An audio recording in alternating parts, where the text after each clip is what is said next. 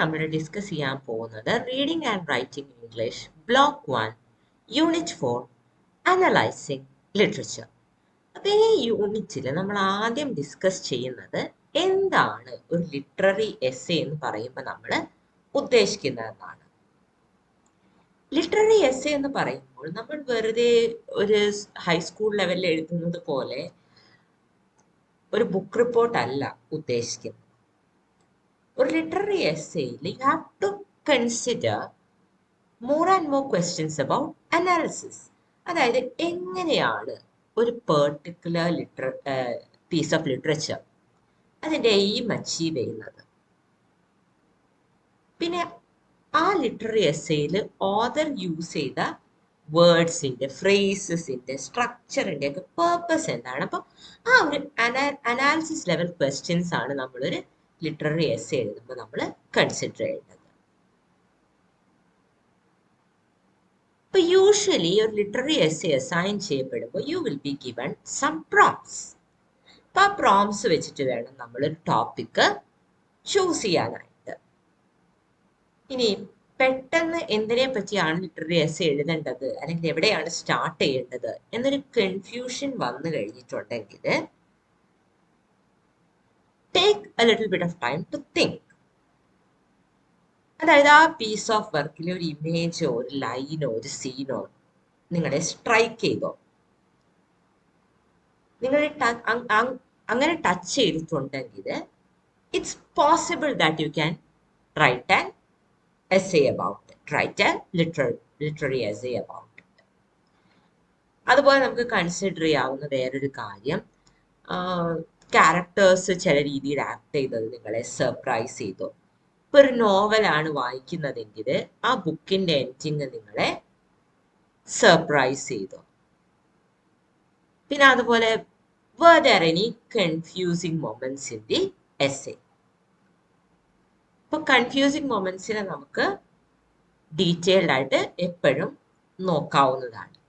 എന്തുകൊണ്ടാണ് ഓതർ ആ സീനിനെ അല്ലെങ്കിൽ ആ ക്യാരക്ടറിനെ ആ രീതിയിൽ എഴുതിയത്? ഇങ്ങനെയൊക്കെ നമ്മൾ ചിന്തിക്കാൻ തുടങ്ങിക്കഴിഞ്ഞാൽ you can most likely perform a good analysis about a piece of literature.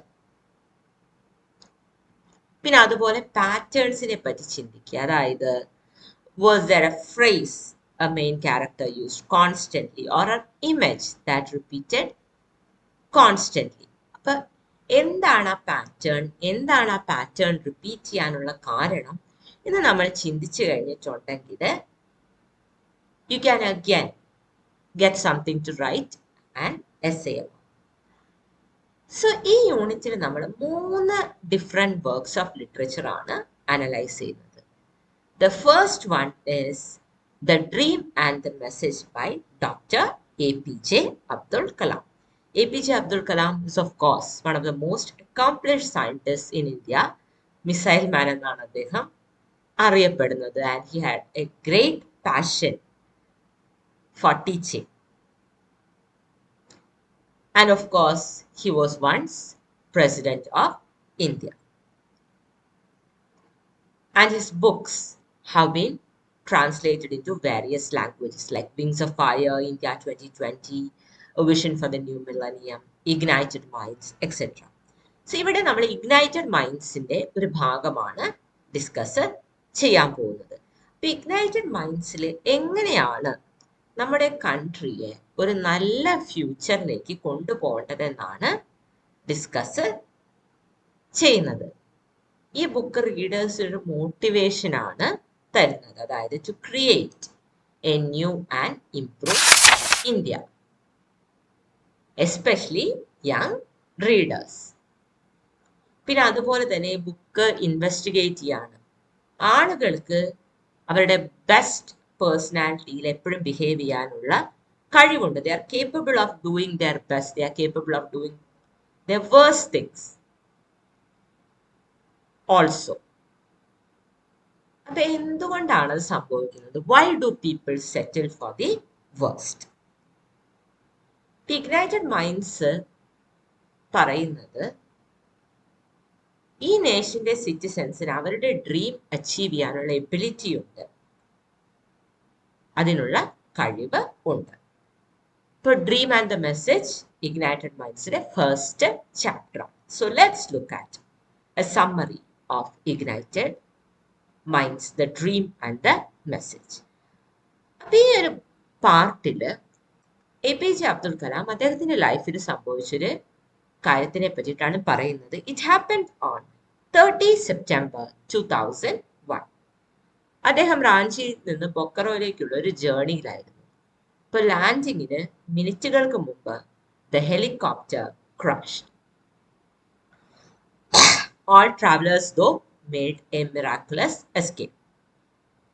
ഈ ഒരു ആക്സിഡന്റിന് ശേഷവും അദ്ദേഹം അദ്ദേഹത്തിന്റെ റെഗുലർ പ്രോഗ്രാം അല്ലെങ്കിൽ ഷെഡ്യൂൾ ഫോളോ ചെയ്തു. He went on to have interaction with students despite the accident.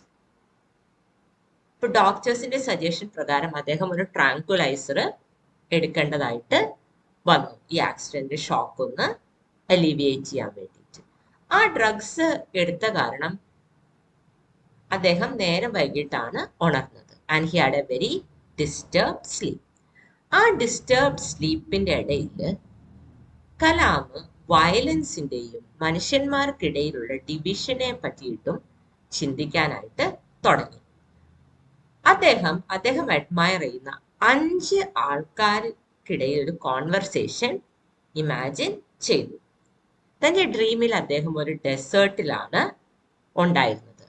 രാത്രിയായിരുന്നു, ഡെസേർട്ട് മൂൺ ലൈറ്റിൽ ലൈറ്റപ്പ് ചെയ്തിരിക്കുകയായിരുന്നു. അദ്ദേഹം ഇമാജിൻ ചെയ്യുന്ന 5 ആളുകൾ ആരൊക്കെയാണെന്ന് വെച്ചിട്ടുണ്ടെങ്കിൽ Mahatma Gandhi, Albert Einstein, emperor Ashoka, Abraham Lincoln and caliph Omar. ഈ 5 പേരും ഒരു സർക്കിളില് നിൽക്കുകയായിരുന്നു. അപ്പൊ അദ്ദേഹത്തിന് എംപറർ അശോകയുടെ മജസ്റ്റിക് പ്രസൻസിൽ താൻ വളരെ ചെറുതായ പോലെ തോന്നി. എംപറർ അശോക എന്ന് പറയുന്നത് 2 ലൈഫിന്റെ ഒരു കോമ്പിനേഷൻ ആണെന്നാണ് കലാമിന്റെ പറയുന്നത്. One of a merciless conqueror and a compassionate ruler. വാസിൽ വിക്ടോറിയസ് ആവാൻ എംപറർ അശോകയ്ക്ക് ഒരു ഹെവി പ്രൈസ് പേ ചെയ്യേണ്ടതായിട്ട് വന്നു. ഒരു എക്സാമ്പിൾ ആയിട്ട് consider the battle of Kalinga. 300,000 ആളുകൾ ആ ബാറ്റില് മരിച്ചു. And an equal number of people were wounded. Emperor Ashoka ഹൊററും ഡിസ്ട്രക്ഷനും കോസ് ചെയ്തെങ്കിലും eventually he accepted dharma and ahimsa. അതിലൂടെ ഒരു മെസ്സേജ് ഓഫ് ലവ് സ്പ്രെഡ് ചെയ്യാനായിട്ട് എംപറർ അശോക തീരുമാനിച്ചു. കലാം അപ്പൊ വണ്ടർ ചെയ്യാണ്, why did the Kalinga war happen? എന്തുകൊണ്ടാണ് കലിംഗ വാർ ഉണ്ടായത്? എന്തുകൊണ്ടാണ് മഹാത്മാഗാന്ധി, അബ്രഹാം ലിങ്കണിനെ പോലെയുള്ളവര് അസാസിനേറ്റ് ചെയ്യപ്പെട്ടത്? ഇപ്പോ മഹാത്മാഗാന്ധി പറയാണ്, അതായത് ഈ പ്ലാനറ്റിൽ എക്സിസ്റ്റ് ചെയ്യാൻ എല്ലാവർക്കും അവകാശം ഉണ്ട്. ഡിഫറെന്റ് റിലീജിയൻസ്, റേസസ്, ലാംഗ്വേജ് ഇതെല്ലാം ഫോളോ ചെയ്യുന്ന ആൾക്കാർക്കും പീസ്ഫുൾ ആയിട്ട് ഒരുമിച്ച് എക്സിസ്റ്റ് ചെയ്യാനായിട്ട് പറ്റും. പിന്നെ അതേപോലെ തന്നെ ഹ്യൂമൻ സോളിന് ബ്യൂട്ടി ഉണ്ടാവുന്നത് ത്രൂ ആക്ഷൻസ് ഓഫ് കൈൻഡ്നെസ്.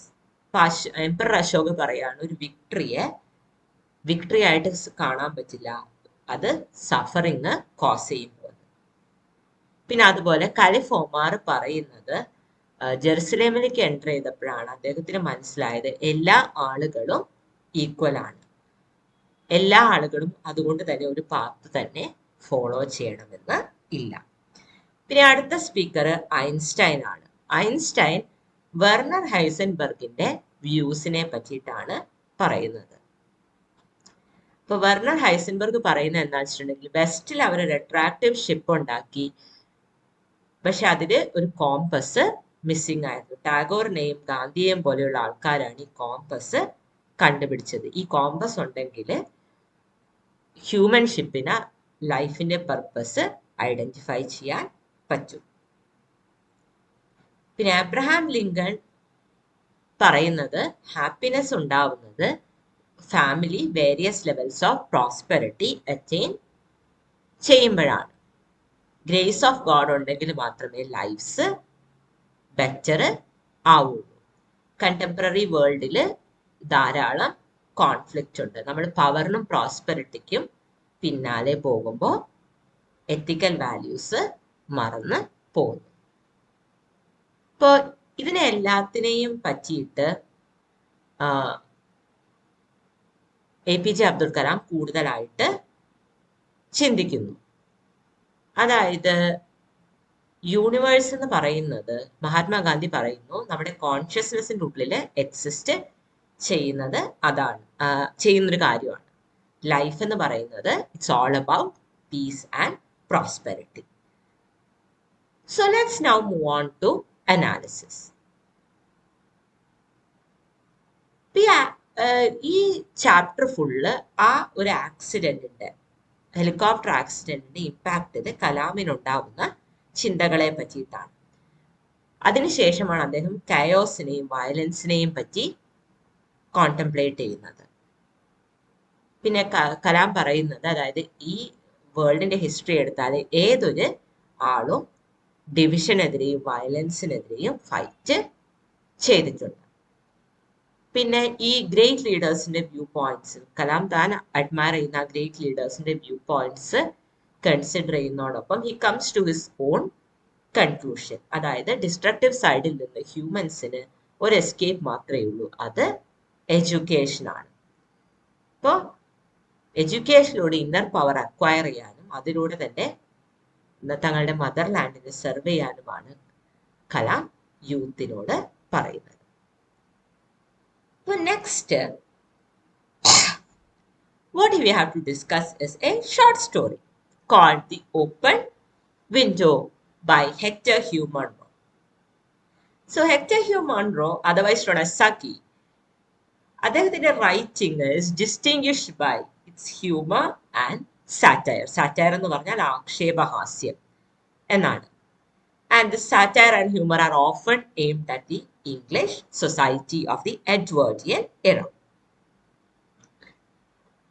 അപ്പോൾ ഓപ്പൺ വിൻഡോനെ പറ്റി പറയുമ്പോൾ എപ്പോഴും people know it's unexpected conclusion. പിന്നെ അതിലെ പ്രൊട്ടാഗണിസ്റ്റ് കഥയിലൂടെ അതിലെ ക്യാരക്ടറിനെ ഡിസീവ് ചെയ്യുന്നത് പോലെ the readers are also deceive while reading the story. So the open window involves a young girl, Vera,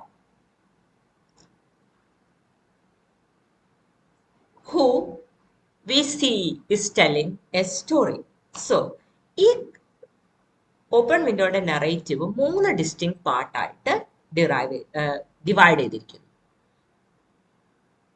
the first അല്ലെങ്കിൽ ബിഗിനിങ് വേരായും ഫ്രാംപ്ടണും തമ്മിലുള്ള കോൺവെർസേഷൻ ആണ്, അവർ തമ്മിൽ സംസാരിക്കുന്നു. പിന്നെ രണ്ടാമത്തെ പാർട്ട് എന്ന് പറയുന്നത് ആണ്ട് വരുന്നു. പിന്നെ മൂന്നാമത് ഹണ്ടിങ് പാർട്ടി വരുന്നു.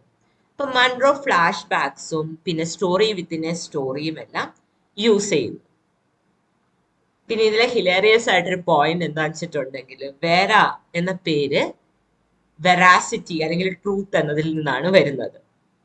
And Vera is anything but truthful. She makes up a whole lie, അല്ലേ? A very, very convincing lie too. So much that she completely freaks out Frampton. ഇപ്പോൾ ഇവിടെ മൺറോ റീഡേഴ്സിനെ ഡിസീവ് ചെയ്യാണ്. അതായത് വേറെ ഒരു റിലയബിൾ സ്റ്റോറി ടെല്ലർ ആണ് എന്നൊരു picture Munro റീഡേഴ്സിന് കൊടുക്കുകയാണ്. This is done mostly by turning Vera's character into a young girl. Vera is a young girl. For a young girl എന്ന് പറയുമ്പോൾ we do not expect Vera to deceive or to tell untrue stories. അപ്പോൾ ആ ഒരു stereo type, young ഗേൾസിനെ പറ്റിയുള്ള ആ ഒരു stereo type വേര break ചെയ്യും. പിന്നെ ഇതിൽ കെയർഫുൾ ആയിട്ട് വായിച്ചു കഴിഞ്ഞിട്ടുണ്ടെങ്കിൽ we can easily see several elements of Vera's true character. ഇപ്പോൾ Vera is described as a storyteller. പിന്നെ അതുപോലെ her expertise is said to be romance at short notice. പിന്നെ ക്രിറ്റിക്സ് പലരും പറയുന്നുണ്ട് വേറെ നറേറ്റീവ് അതോറിറ്റിയുടെ ഒരു പേഴ്സോണിഫിക്കേഷൻ ആണ്.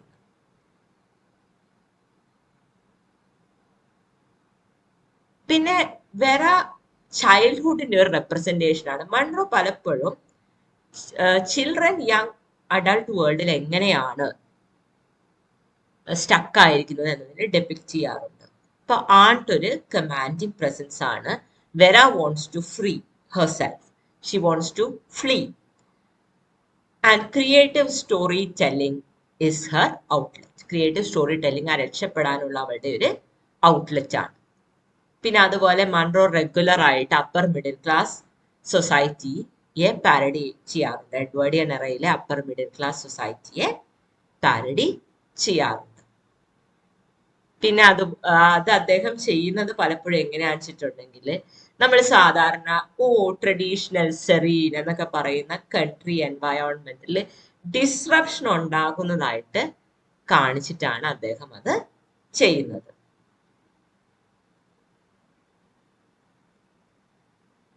Now let's look closely at the themes of the story. അപ്പൊ അതിലൊന്ന് കെയോസ് അല്ലെങ്കിൽ വൈൽഡ്നെസ് വേഴ്സസ് ഓർഡർ. അപ്പൊ അവിടെ ഒരു അൺഇവൻഫുൾ ഹൗസ് കാണിക്കുന്നുണ്ട്. ആ അൺഇവൻഫുൾ ഹൗസിലാണ് ഈ ക്രീപ്പി കാര്യങ്ങളൊക്കെ നടക്കുന്നതെന്ന് വേറെ പറയുന്നത്. അതായത് there's ghost presence, there's fatal death. പിന്നെ അതുപോലെ തന്നെ ഡേഞ്ചറസ് ടോപ്പോഗ്രഫി ഈ ഡിസ്ക്രൈബ് ചെയ്യുന്ന കാം വില്ലേജ് ലൈഫിന് കംപ്ലീറ്റ്ലി ഓപ്പോസിറ്റ് ആണ്. പിന്നെ രക്ഷപ്പെടാനുള്ള ആഗ്രഹം. വേറെക്കും ഫ്രാംപ്ടണും രക്ഷപ്പെടാനുള്ള ആ ഒരു ആഗ്രഹമുണ്ട്. വേറെ തന്നെ ഇമാജിനേഷനും സ്റ്റോറി ടെല്ലിങ്ങും യൂസ് ചെയ്തിട്ടാണ് രക്ഷപ്പെടാനായിട്ട് ശ്രമിക്കുന്നത്. ഫ്രാംപ്ടൺ ആണെങ്കിലോ he comes to a small town in the country side to escape his nerve element. വേറെയുടെ എസ്കേപ്പ് സക്സീഡ് ചെയ്യുന്നു and it's a very enjoyable thing to read about. പക്ഷേ Frampton's is not that successful. പിന്നെ next ഇതിൽ discuss ചെയ്യുന്ന ഒരു കാര്യം the impact of story telling. അതായത് story ടെല്ലിങ്ങിന് ഒരാളിൽ ഉണ്ടാക്കാൻ കഴിയുന്ന ഇഫക്റ്റ്. ഇപ്പൊ വേറെയും മോൺറോയും എന്താണ് തന്റെ ഓഡിയൻസിനെ ഡിസീവ് ചെയ്യാനായിട്ട് സ്റ്റോറി ടെല്ലിങ് യൂസ് ചെയ്യുന്നുണ്ട്. പിന്നെ നെക്സ്റ്റ് വരുന്നൊരു തീം റൂറൽ പീസ് ആണ്.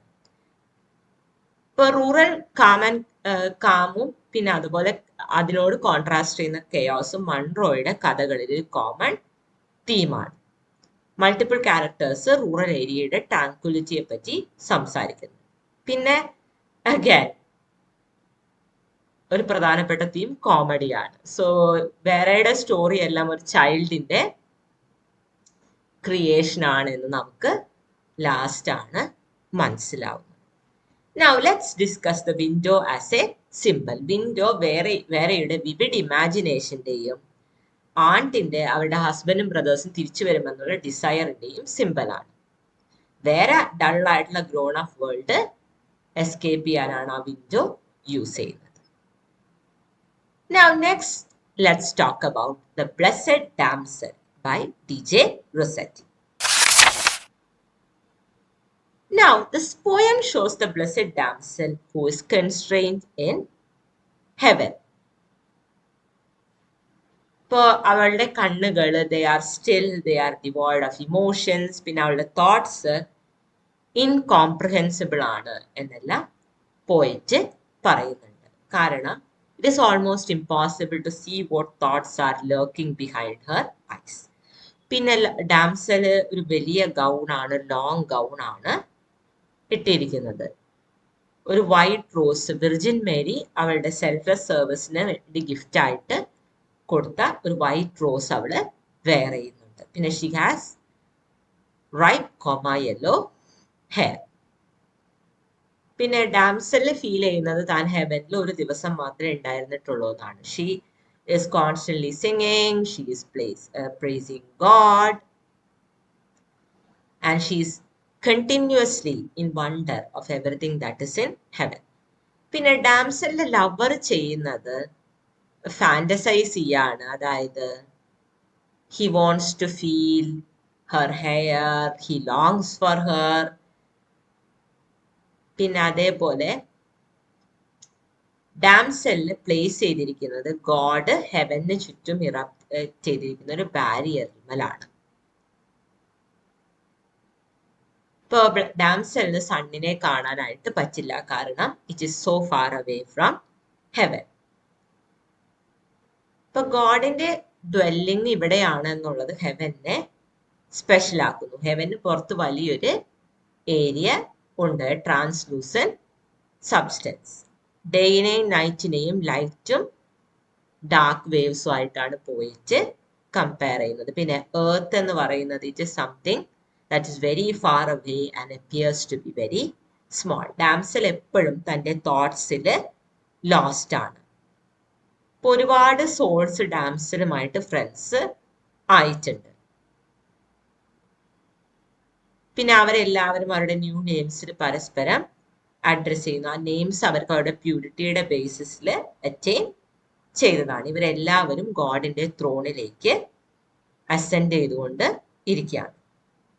ഇപ്പൊ ബ്ലെസ്സഡ് ഡാംസല് സ്റ്റൂപ്പ് ചെയ്ത് താഴേക്ക് നോക്കിക്കൊണ്ടിരിക്കുകയാണ് അറ്റ് ദ വേൾഡ് ബിലോ.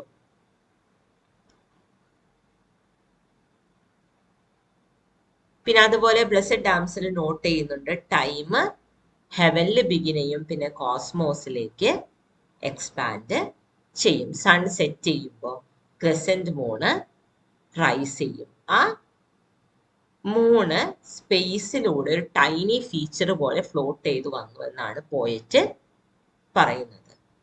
പിന്നെ ബ്ലെസ്സഡ് ഡാംസലിന്റെ വോയിസ് വളരെയധികം മെലോഡിയസ് ആണ്. അപ്പോൾ എർത്തിലുള്ള ഡാംസലിന്റെ ലവർ ഡാംസലിന്റെ പ്ലസന്റ് സിംഗിങ്ങിനെ ബേർഡ്സുമായിട്ടാണ് കമ്പയർ ചെയ്യുന്നത്. ഇപ്പോൾ ചേർച്ച് ബെൽസ് റിങ് ചെയ്യുമ്പോൾ ലവർ വിചാരിക്കുന്നു, അതായത് ഡാംസല് ഹെവനും എർത്തും കണക്ട് ചെയ്യുന്ന സ്റ്റെയർ കേസിലൂടെ തൻ്റെ അടുത്തേക്ക് വരികയാണ്. അപ്പോൾ ബ്ലെസ്സഡ് ഡാംസല് ഗോഡിനോട് പറയുന്നുണ്ട് എൻ്റെ ലവറിനെ എൻ്റെ അടുത്തേക്ക് കൊണ്ട് വരാനായിട്ട് പറയുന്നുണ്ട്. ഡാംസൽ ഷുവർ ആണ് ഗോഡ് തന്റെ പ്രയർ കേൾക്കും. അതുപോലെ തന്നെ ഡാംസലിന്റെ പാർട്ട്ണറും സെയിം പ്രയർ പറയുന്നുണ്ട്. രണ്ടുപേർക്കും നല്ല ഹോപ്പ് ഉണ്ട്. അപ്പൊ ബ്ലെസ്സഡ് ഡാംസൽ തന്റെ ലവർ പാരഡൈസിലേക്ക് വരുന്നത് ഇമാജിൻ ചെയ്യാണ്. പിന്നെ ഈ തന്റെ ലവറിനോട് ബ്ലെസ്സഡ് ഡാംസല് ഹെവൻലി ഷ്രൈനിലേക്ക് കൊണ്ടുപോകാന്നുള്ളത് സജസ്റ്റ് ചെയ്യാണ്. അപ്പൊ അവിടെ ബിലീവേഴ്സിന്റെ പ്രയേഴ്സ് ആ ഷ്രൈനിലെ കാൻഡിൽസിനെ അല്ലെങ്കിൽ ലാംപ്സിനെ ബേൺ ചെയ്യാൻ ഹെൽപ്പ് ചെയ്യുന്നു എന്ന് ആണ് പറയപ്പെടുന്നത്. പിന്നെ ഗോഡ് പ്രയേഴ്സ് ആൻസർ ചെയ്യുമ്പോൾ ദേ ഡിസിപ്പേറ്റ്. പിന്നെ ബ്ലെസ്സഡ് ഡാംസല് തന്റെ ലവറിന്റെ കൂടെ ട്രീ ഓഫ് ലൈഫിന്റെ താഴെ കിടക്കുന്നതും പിന്നെ അതുപോലെ ഹോളി ഗോസ്റ്റിന്റെ റെപ്രസെന്റേറ്റീവ് ആയിട്ടുള്ള ഡവ്വിനെ കാണുന്നതുമെല്ലാം ഇമാജിൻ ചെയ്യാണ്. പിന്നെ അതുപോലെ she wants to impart all her melodies to her lover. പക്ഷെ ലവർ പറയുന്നത് താൻ ഒരിക്കൽ ഷെയർ ചെയ്തിരുന്ന യൂണിയൻ, ഡാംസലുമായിട്ട് ഷെയർ ചെയ്തിരുന്ന യൂണിയൻ ഇപ്പോ ഇല്ല എന്നാണ് ലവർ പറയുന്നത്. ലവർ ബിലീവ് ചെയ്യുന്നു, അതായത് ഒരിക്കലുണ്ടായിരുന്ന ആ ബോണ്ട് ഇപ്പോ ഇല്ല. She has advanced spiritually much more than he has. അവരുടെ ലവ് മാത്രമേ അവർക്ക് കോമൺ ആയിട്ട് ഉള്ളൂ. ഇപ്പൊ ഗോഡിന് അവരെ പെർമനന്റ് ആയിട്ട് അതുകൊണ്ട് മാത്രം, അവരുടെ മ്യൂച്വൽ ലവ് കൊണ്ട് മാത്രം യുണൈറ്റ് ചെയ്യാനായിട്ട് പറ്റില്ല. പിന്നെ ബ്ലെസ്സഡ് ഡാംസൽ വിർജിൻ മേരിയെയും തന്റെ 5 ഹയർ മെയ്ഡൻസിനെയും കാണാൻ കൊണ്ടുപോകാമെന്ന് ലവറിന് ഓഫർ ചെയ്യുന്നു. ഇപ്പോൾ വിർജിൻ മേരിയുടെ പ്രസൻസ് ലവറിനെ സ്പീച്ച്ലെസ്സും ഒരു സ്റ്റേറ്റ് ഓഫ് ഷോക്കിലും ആക്കും. പിന്നെ അവിടെ നിന്ന് ബ്ലെസ്സഡ് ഡാംസൽ ലീഡ് എടുക്കും. Without any modesty, she will place her cheek on his and declare their love. ഇപ്പോൾ വെർജിൻ മേരി ബ്ലെസ്സഡ് ഡാംസലിനെയും തൻ്റെ ലവറിനെയും ജീസസ് ക്രൈസ്റ്റിന്റെ അടുത്തേക്ക് ക്യാരി ചെയ്യും. പിന്നെ അവിടെ ബ്ലെസ്സഡ് സോൾസിന്റെ കൂടെ അവര് നിൽക്കും. ഏഞ്ചൽസ് ഈ ലവറിനെ മീറ്റ് ചെയ്യുമ്പോൾ ഏഞ്ചൽസ് മ്യൂസിക്കൽ ഇൻസ്ട്രുമെന്റ്സ് പ്ലേ ചെയ്യും എന്നെല്ലാം ബ്ലെസ്സഡ് ഡാംസല് വിചാരിക്കുകയാണ്. പിന്നെ അതേപോലെ തന്നെ പറയാണ്, ക്രൈസ്റ്റിനോട് താൻ പറയും തന്നെയും തന്റെ പാർട്ട്ണറിനെയും ഒരുമിച്ച് നിർത്തണം. ഈ പോയിന്റിലാണ് തന്റെ ഡേ ഡ്രീമിൽ നിന്ന് ബ്ലെസ്സഡ് ഡാംസല് വെയ്ക്ക് ചെയ്യുന്നത്. ഇപ്പൊ ബ്ലെസ്സഡ് ഡാംസല് വിചാരിക്കുകയാണ് ലവർ ഹെവനിലേക്ക് വരുമ്പോൾ ഗോഡിനോട് പറയാം, ഒരുമിച്ച് നിർത്താനായിട്ട് പറയാം. തന്റെ ലവർ പാരഡൈസിലേക്ക് വരുമെന്ന് അവൾ വിശ്വസിക്കുന്നു. അവള് സ്മൈൽ ചെയ്യാണ്. അവൾ ഹെവനിൽ സ്മൈൽ ചെയ്തത് എർത്തിലിരുന്ന് ലവറിന് കാണാനായിട്ട് പറ്റും. But the space suddenly becomes dark. അപ്പൊ അവർക്കിടയിൽ ഒരുപാട് ഓബ്സ്റ്റക്കിൾസ് വരും. ഇപ്പൊ ഹെവന്റെ ഇവിടെ ബോർഡേഴ്സിൽ നിൽക്കുമ്പോൾ blessed damsel she feels rejected. അപ്പോൾ എന്നിട്ട് അവള് അവളുടെ ഫേസ് അവളുടെ ഹാൻഡ്സിൽ ബറി ചെയ്ത് കരയും. ഇപ്പോൾ കാരണം she feels rejected and dejected as there's no guarantee that her lover will ever enter paradise. But next, let's move on to the analysis of this poem.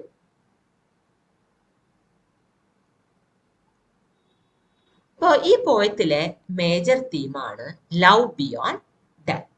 ഇപ്പൊ ഈ രണ്ട് ലവേഴ്സിനുമുള്ള love transcends time and death. ഹെവനിൽ happy ആയിട്ടിരിക്കാൻ blessed ഡാംസലിന് കഴിയുന്നില്ല. കാരണം she keeps waiting for her lover to show up. പിന്നെ നെക്സ്റ്റ് ഗ്രീഫ് ബിയോണ്ട് ഡെത്ത്. ഡാംസലിന്റെ ഡെത്ത് ആണ് പോയത്തിന്റെ ഹോപ്പ്, ഡിസയർ, സാഡ്നെസ് എല്ലാം ട്രിഗർ ചെയ്യുന്നത്. പോയത്തിൽ പറയുന്നത് 10 വർഷമായി ബ്ലെസ്സഡ് ഡാംസല് മരിച്ചിട്ട് എന്നാണ്. പക്ഷേ ഹർ ലവർ സ്റ്റിൽ മോൺസ്. പിന്നെ നെക്സ്റ്റ് വരുന്ന തീം റിലീജിയൻ ആണ്. ഇപ്പൊ ലവറും ഡാംസലും തമ്മിലുള്ള ലവ് പലപ്പോഴും റിലീജിയസ് ടേംസിലാണ് ഡിസ്ക്രൈബ് ചെയ്യുന്നത്. Now, let's look at the imagery in the poem. വിവിഡും ഡൈനാമിക്കുമായിട്ടുള്ള ഇമേജറി ആണ് ഈ പോയത്തിൽ യൂസ് ചെയ്തിരിക്കുന്നത്. And the imagery used is mainly religious imagery. ഡാംസലും ലവറും തമ്മിലുള്ള റിലേഷൻഷിപ്പ് പോർട്രേ ചെയ്യാനായിട്ട് റിലീജിയസ് ഇമേജറി ആണ് യൂസ് ചെയ്തിരിക്കുന്നത്. So the damsel is a pious woman. അവർ ഹെവനിൽ തന്റെ ലവറിന് വേണ്ടി ലോങ് ചെയ്യാണ്. അപ്പൊ ഹെവനെ പറ്റിയുള്ള ഡിസ്ക്രിപ്ഷനും പിന്നെ റീയുണൈറ്റഡ് ആയിട്ടുള്ള ലവേഴ്സിന്റെ ഡിസ്ക്രിപ്ഷനും ഒക്കെ എന്താണ്, ആ സോൾസ് ഹെവനിലേക്ക് അസെൻഡ് ചെയ്യും എന്നുള്ള ഇമേജറിയെ റീഇൻഫോഴ്സ് ചെയ്യുന്നു. പിന്നെ പോയിറ്റ് പറയുന്നത് ഡാംസല് കോൺഫിഡന്റ് ആണ്. She will be able to convince Mary and Jesus to let her lover stay with her in. Let's look at the symbols in the poem. എന്താണ് symbols? Symbols എന്ന് പറയുന്നത് an idea or meaning in the poem. ആ ഐഡിയയും മീനിങ്ങും വെച്ച് ഒരു പോയത്തിലെ central തീമിനെ highlight ചെയ്യുന്നതാണ് സിംബലിസം. ഈ പോയത്തില് ഡാംസലുടെ കയ്യിലുള്ള വൈറ്റ് റോസ് വെർജിൻ മേരിയുടെ ഒരു ഫേവറിന്റെ സിംബലാണ്. A symbol of the damsel's purity and ബ്ലെസ്സഡ്നെസ്.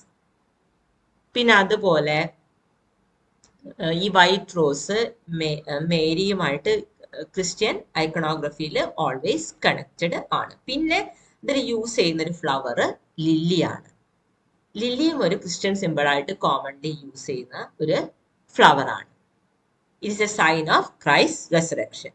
ഇപ്പോൾ ഡാംസൽ ലില്ലീസ് ഹോൾഡ് ചെയ്യുന്നതായിട്ട് പറയുന്നുണ്ട്. They represent the holy trinity, father, son and holy spirit. ഇത് ഡാംസലിന്റെ ഗോഡുമായിട്ടുള്ള കണക്ഷൻ കാണിക്കുന്നു.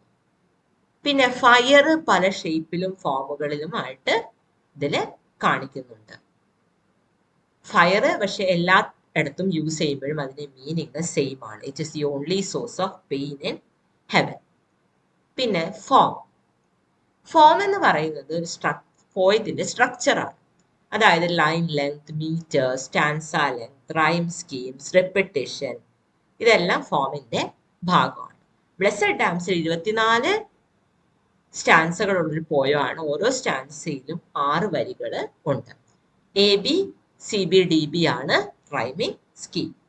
മീറ്റർ എന്ന് പറയുന്നത് അയാംബിക് ടെട്രാമീറ്റർ ആണ്, വിച്ച് കണ്ടെയ്ൻസ് 4 സ്ട്രെസ് സിലബിൾസും 4 അൺസ്ട്രെസ്ഡ് സിലബിൾസും. ഇപ്പോൾ ഒരു പോയം അനലൈസ് ചെയ്യണമെങ്കിൽ അതിന്റെ ബേസിക് എലമെന്റ്സിലേക്ക് അതിനെ ബ്രേക്ക് ചെയ്യണം. എന്നിട്ട് ആ ബേസിക് എലമെന്റ്സ് എക്സാമിൻ ചെയ്തിട്ടാണ് ആ പോയത്തിന്റെ ഇന്നർ മീനിങ് കണ്ട് പിടിക്കുന്നത്. And what kind of effect the poem has on the reader. So let's recap. എന്തൊക്കെയാണ് ഒരു ലിറ്റററി പീസ് അനലൈസ് ചെയ്യുമ്പോൾ നമ്മൾ ശ്രദ്ധിക്കേണ്ടത്? The ideas that strike you, പിന്നെ കൺഫ്യൂസിംഗ് ആയിട്ടുള്ള മൊമെന്റ്സ് റെക്കർ ചെയ്യുന്ന പാറ്റേൺ, പിന്നെ dream and the message APJ Abdul കലാമിന്റെ ഒരു പാസ്റ്റ് എക്സ്പീരിയൻസിന്റെ ഒരു റീകളക്ഷൻ ആണ്. അതിൽ പറയുന്നത് അദ്ദേഹത്തിന് കെയോസും വയലൻസിനെയും പറ്റിയുള്ള തോട്ട്സ് ആണ്. പിന്നെ H.H. മൺറോന്റെ ഓപ്പൺ വിൻഡോയിൽ വരുന്ന themes chaos versus order, rural peace, story telling, പിന്നെ ഏർജ് ടു ഫ്ലീ, പിന്നെ അതേപോലെ തന്നെ കോമഡി. ബ്ലെസ്സഡ് ഡാംസൽ ഹെവനിലുള്ളൊരു യങ് വുമണിന്റെ സ്റ്റോറിയാണ്. ബ്ലെസ്സഡ് ഡാംസലിൽ വരുന്ന മെയിൻ തീംസ് എന്തൊക്കെയാണെന്ന് വെച്ചിട്ടുണ്ടെങ്കിൽ ലവ്, ഗ്രീഫ്, റിലീജിയൻ. പിന്നെ ബ്ലെസ്സഡ് ഡാംസലിൽ മെയിൻലി ക്രിസ്ത്യൻ ഇമേജറിയും സിംബിളിസവുമാണ് വരുന്നത്. Now let's look at some objective questions. APJ Abdul കലാമിന്റെ ഏത് ബുക്കിലാണ് ഡ്രീം ആൻഡ് ദ മെസ്സേജ് എന്ന ചാപ്റ്റർ വരുന്നത്? It occurs in Ignited Minds. ഇപ്പൊ ഡ്രീം ആൻഡ് ദ മെസ്സേജിൽ APJ അബ്ദുൽ കലാം തന്റെ ലൈഫിലുണ്ടായ ഇവന്റിനെ പറ്റി പറയുന്നുണ്ട്. എന്നാണ് അത് ഉണ്ടായത്? 30 സെപ്റ്റംബർ 2001. എവിടെയാണ് APJ അബ്ദുൽ കലാം തന്റെ ഡ്രീമില് നിൽക്കുന്നത്? His was standing in a desert. Hector Hugh മൺറോന്റെ പെൻ നെയിം എന്താണ്? സഖി. പിന്നെ ഓപ്പൺ വിൻഡോയിലെ പ്രൊട്ടാഗണിസ്റ്റിന്റെ പേരെന്താണ്? വേറ. പിന്നെ ഓപ്പൺ വിൻഡോയിൽ പോർട്രേ ചെയ്യുന്ന സിഗ്നിഫിക്കന്റ് കൺസെപ്റ്റ് എന്താണ്? ചൈൽഡ്ഹുഡ്. പിന്നെ ഒരു സിംബലും മെറ്റഫറുമായിട്ട് എന്ത് ഒബ്ജക്റ്റ് ആണ് ഓപ്പൺ വിൻഡോയിൽ ഒക്കർ ചെയ്യുന്നത്? The window. പിന്നെ ബ്ലെസ്സഡ് ഡാംസൽ എഴുതിയ പോയറ്റിന്റെ പേരെന്താണ്? ഡാന്റേ ഗബ്രിയൽ റൊസെറ്റി അല്ലെങ്കിൽ DJ റൊസെറ്റി.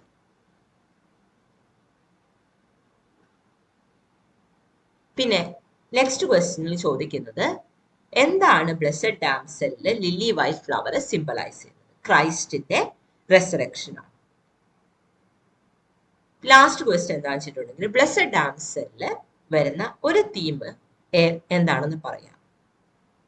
അപ്പൊ അതിന്റെ ആൻസർ ഗ്രീഫ് ബിയോണ്ട് ഡെത്ത്.